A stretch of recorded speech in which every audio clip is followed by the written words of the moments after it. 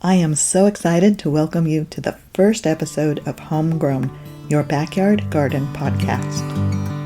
I'm your host, Kathi Rodgers, and together we'll explore growing a successful vegetable garden no matter where you live. Let's dig in.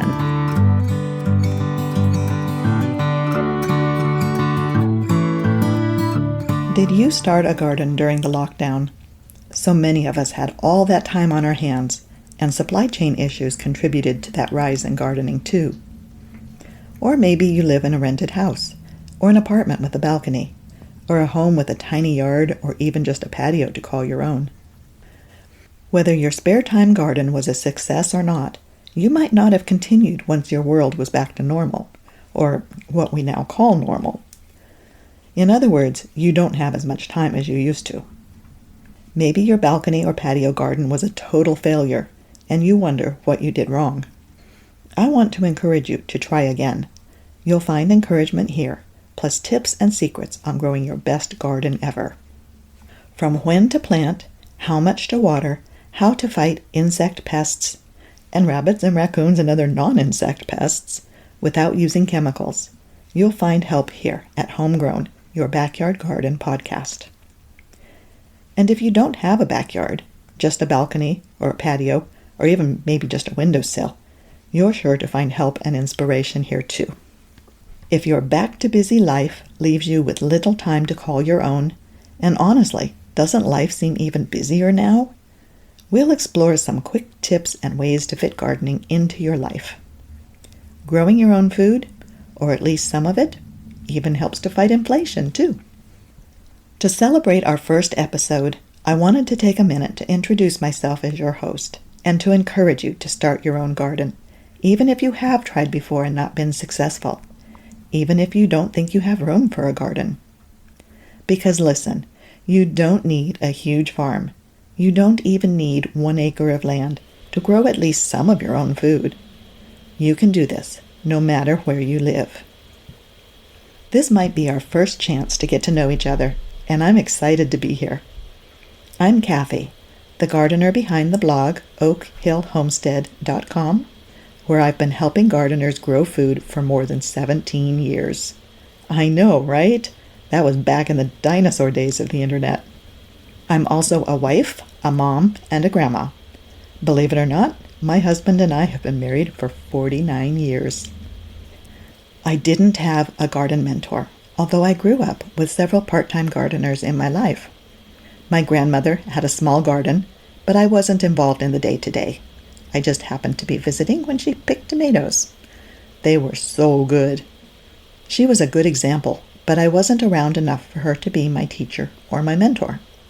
My dad loved his yard and his flowers, but again, I wasn't involved in yard work. One year, he and I grew a tomato patch in the backyard, which was very successful and very delicious, but we only did it once, which was a shame because those tomatoes were really, really good too. But my dad and my grandmother did introduce me to the magic of growing things, and that's how my interest in gardening began. For many years, my only plants were houseplants, though, as my husband and I moved around the country on military orders. Apartments, base housing, eventually rental houses, and then, after he retired from the military, we moved from parsonage to parsonage for a few more years. Our little family moved about every 2 years, and I literally stopped counting when we made our 30th move. And no, I'm not kidding. Sometimes I had a tomato plant in a bucket, or chives in a pot on the porch. One parsonage had an asparagus bed. Oh, let me tell you, fresh asparagus bears no resemblance to that mushy canned asparagus. It is so good. I hated asparagus as a kid, but when I tasted that homegrown asparagus, well, there is no comparison. When we finally bought our first house, I had a full-time job and an hour-long commute. The chief, that's what we call my husband because of his military service, he worked 16 to 18-hour days. We had 2 children, his mother lived with us for a while, and, well, my life was super stressful. I started having some health issues, and I ended up in a neurologist's office. He told me my issues were caused by stress. Or, as he put it, it's just stress. Just stress, right? Yeah, I can laugh about that now. He recommended that I find a hobby, as though I had time for a hobby. Something that I did for myself, something to look forward to, something that could make the stress go away for a while. Nowadays we'd call it self-care, but that wasn't a thing back then. Well, it was spring, we had a backyard, and I dug up a little patch of dirt between the garage and the fence, and I planted tomatoes. I'm really not sure how they survived. The soil was awful, and I can't even remember if it was full sun or full shade. I never fertilized it. I didn't know what I was doing. But I poured myself into that little garden patch, and it was such a blessing. It really did help. I learned how to relax and to let the cares of the world slip away for a while. I'd go back in the house in a much better frame of mind. And then there were the vegetables. That sense of pride you feel when you serve food you grew yourself in your own backyard, it is priceless. And I've been a gardener ever since. I love teaching and encouraging new gardeners, and experienced gardeners too, to grow healthy food and also to harvest peace and satisfaction from their gardens. I encourage you to do what you can, where you are, with what you have. I honestly think that's my favorite part about gardening, to encourage others and to help you find solutions to the hurdles you face. I know you can do it. I know it might be hard, and it might be really hot outside today. It might be more than you think you can do physically.